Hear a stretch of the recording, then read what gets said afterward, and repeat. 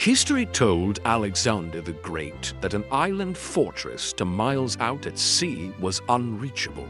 Naval superiority, impregnable walls, geographic impossibility. Every military strategist in the ancient world would have sailed past Tyre and continued the campaign elsewhere. But Alexander looked at the Mediterranean Sea between him and the fortress and asked a different question. What if we just removed the sea? What followed was the most audacious military engineering project in ancient history. 500,000 tons of stone, 7 months of construction, a siege that redefined the physics of war itself. This is how Alexander the Great conquered the unconquerable by literally changing the shape of the earth. 330 to BC, the coast of Phoenicia. Alexander's Macedonian army has been unstoppable. Persia is crumbling. The Persian Empire, the largest the world has ever seen, is being systematically dismantled by a 24-year-old Macedonian king. But now Alexander faces a problem that can't be solved with cavalry charges or phalanx tactics. Tyre, the greatest maritime powerhouse in the ancient Mediterranean, a fortress city sitting half a mile offshore, protected not by walls alone, but by the sea itself. Tyre wasn't just any city. It was the crown jewel of Phoenician naval supremacy, the center of Mediterranean trade, a city that had never been conquered in its 2,500-year history. The city's defensive advantages were staggering. First, the walls, 150 feet high, built from massive stone blocks, thick enough that siege engines couldn't breach them, high enough that scaling ladders were useless. Second, the navy. Tyre commanded the most advanced fleet in the ancient world. Fast warships, skilled sailors, complete control of the surrounding waters. Third, self-sufficiency. The island had its own freshwater springs, stored food for years, could be resupplied by sea indefinitely. Fourth, the sea itself. Half a mile of open water, deep enough that no ancient army could ford it, wide enough that no siege tower could span it, turbulent enough that construction would be nearly impossible. For any normal commander, the strategic calculation was simple. Bypass Tyre, continue the Persian campaign, deal with it later. But Alexander couldn't do that, because Tyre wasn't just a fortress. It was a threat. As long as the Phoenician fleet control from Tyre remained operational, Alexander's rear was exposed, his supply lines vulnerable, the entire Persian campaign at risk. The Persian king Darius III could use Tyre as a base to attack Macedonia itself while Alexander was campaigning in Asia. The city had to fall. So Alexander the Great proposed something that every military advisor thought was insane. Build a bridge across half a mile of open ocean. Turn the island into a peninsula. Walk across and take the city by force. The siege of Tyre had begun, and with it, a redefinition of what ancient warfare could accomplish. The ancient historians Arrian, Plutarch, Diodorus Siculus describe what happened next with a mixture of awe and disbelief. Alexander ordered his Macedonian infantry to become engineers, soldiers who had conquered half the known world with spears and shields now picked up shovels and hammers. The mission: construct a molar massive causeway of stone and timber from the mainland to the island fortress. The scale of this ancient military engineering project is difficult to comprehend. Half a mile of construction, through water that reached 18 feet deep in places. In the open Mediterranean, where currents, waves, and storms conspired against every attempt, the Macedonian army began by demolishing the ruins of old Tyre on the mainland. Every stone block, every timber, every piece of rubble, all of it was hauled to the growing edge of the causeway and dumped into the sea.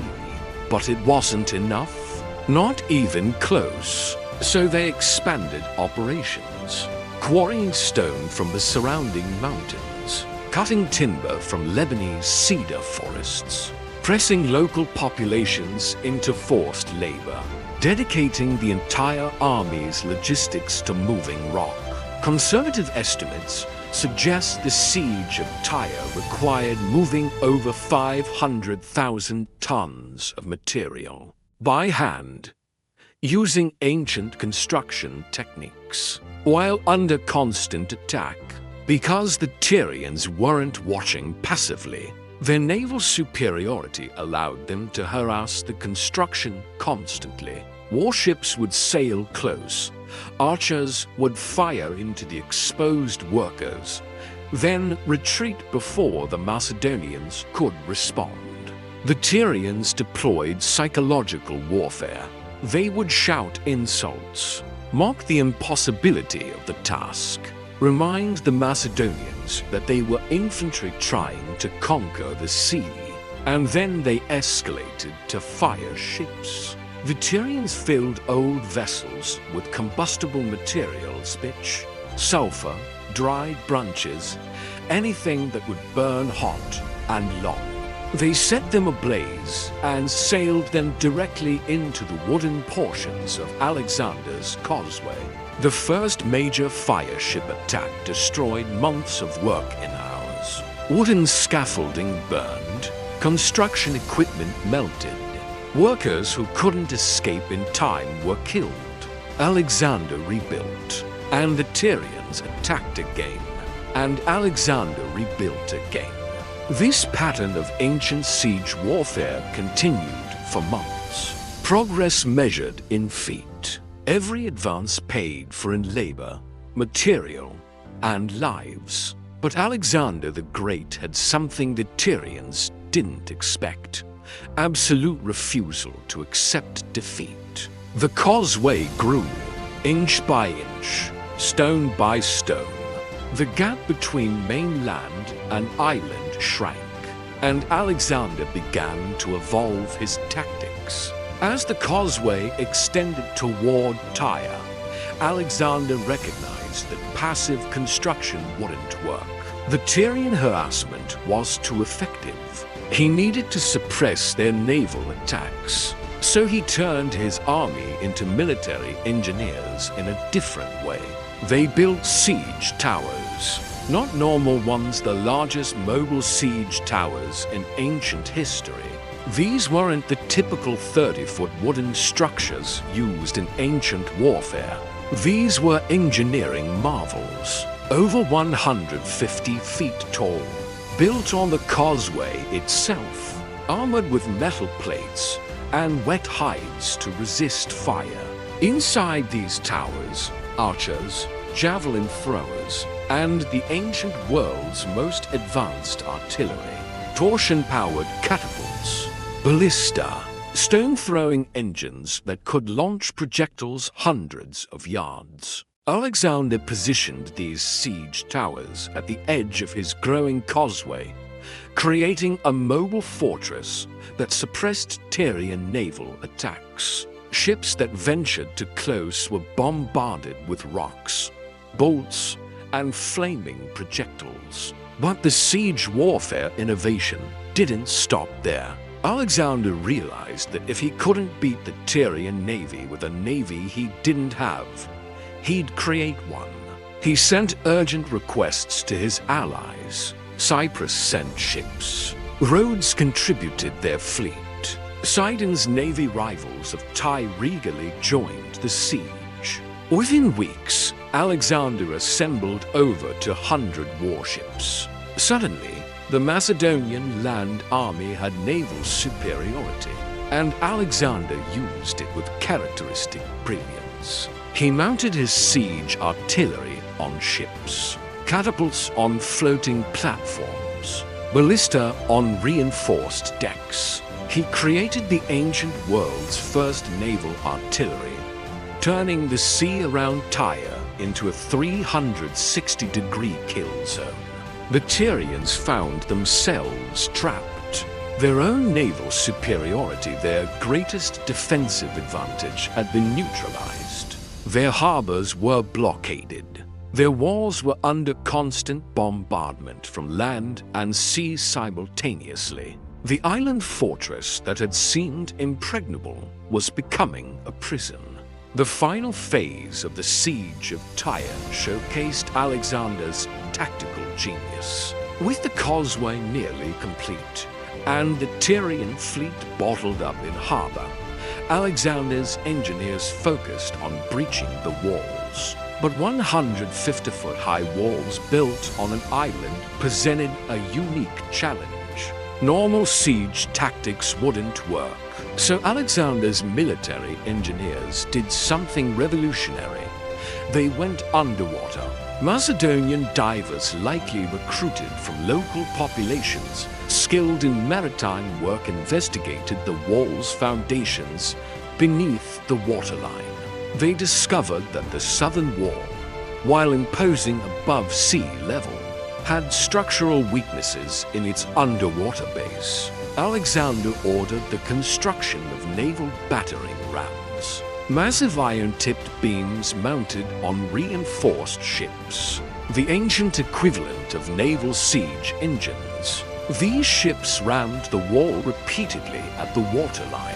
The constant impacts, combined with the natural erosion from waves, began to compromise the foundation. After 7 months of siege warfare, 7 months of moving mountains of stone, building impossible towers, assembling coalition navies, and literally reshaping geography, the wall cracked. A section of the southern wall collapsed into the sea, and Alexander's causeway, now complete, allowed the most elite infantry in the ancient world to walk across the ocean and pour through the breach. The Macedonian phalanx, which had conquered Persia on land, now conquered the unconquerable island fortress. The fighting was brutal.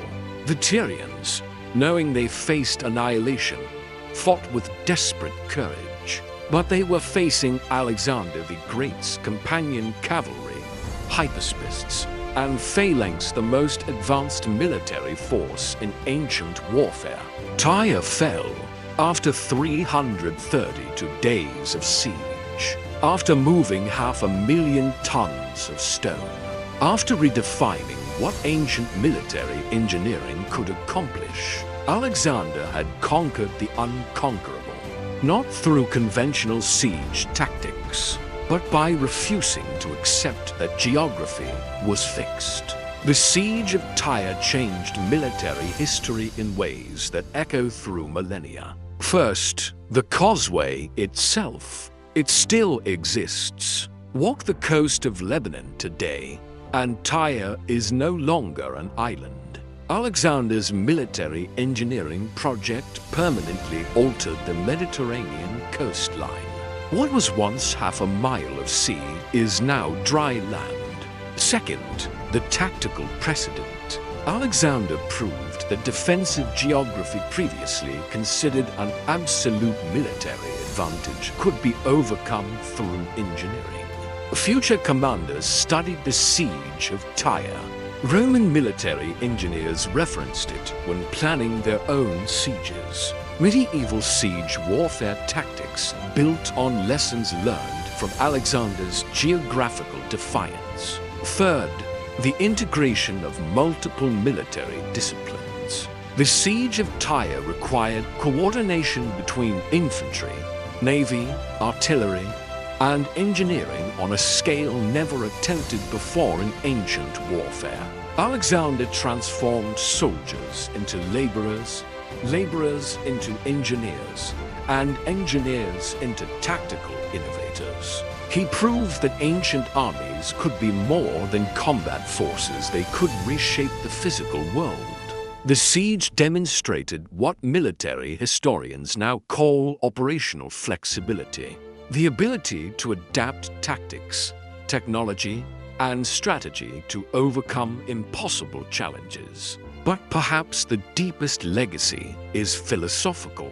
Before the siege of Tyre, military commanders accepted natural boundaries as absolute. Mountains couldn't be crossed. Rivers couldn't be bridged. Islands couldn't be reached by land armies. Alexander the Great rejected these assumptions. He looked at the Mediterranean Sea and saw not an impassable barrier, but a construction project. He looked at an island fortress and saw a future peninsula. This shift in military thinking from accepting geography to conquering it changed warfare forever. Modern military engineering, from Roman road building to D-Day's floating harbors, to today's forward operating bases built in impossible terrain, all descend from the precedent Alexander set at Tyre. The impossible is just the next engineering challenge. If you love stories of impossible victories and the engineering that made them possible, smash that like button and subscribe for more legendary military history. Because the greatest battles aren't always won with swords.